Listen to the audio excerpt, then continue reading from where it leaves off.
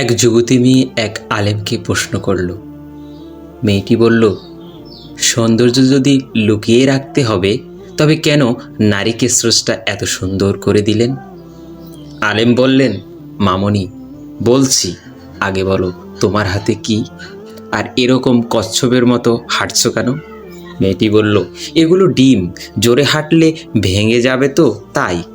আলেম মশাই বললেন, ভাঙলে অসুবিধা কী তাহলে? ডিম ভেঙেই তো খেতে হবে।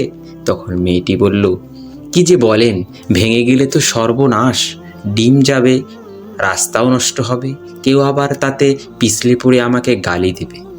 আলেম সাহেব বললেন, তার মানে তুমি কি ডিম ভেঙে খেতে চাও না? মেয়েটি বলল, খেতে হলে আমি ওই রাস্তায় ভাঙবো কেন? বাসায় নেওয়ার পর আম্মুকে দিব, আম্মু রান্নার সময় ভেঙে রান্না করবেন।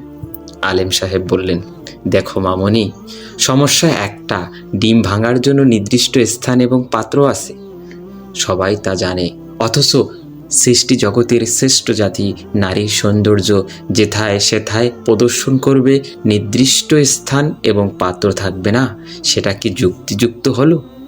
শোনো মেয়ে, নারীদেরও সৌন্দর্য প্রদর্শনের জন্য নির্দিষ্ট স্থান পাত্র আছে, সেখানে সৌন্দর্য প্রদর্শন করো, অন্য কোথাও না। এখানে নারীর সৌন্দর্য প্রদর্শনের স্থান হলো ঘর, আর নারীদের সৌন্দর্য দেখার একমাত্র অধিকার তার স্বামীর, আর অন্য কারো সে অধিকার নাই। ইসলাম নারীর জন্য পর্দা ফরজ করে দিয়েছে। ঘরের বাইরে যেতে হলে অবশ্যই পর্দা করতে হবে।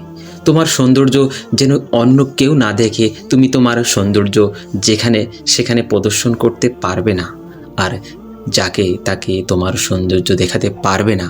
অতএব তুমি সৌন্দর্য প্রদর্শন করবে তোমার স্বামীর জন্য, তাও নির্দিষ্ট স্থানে, অন্য কোথাও নয়।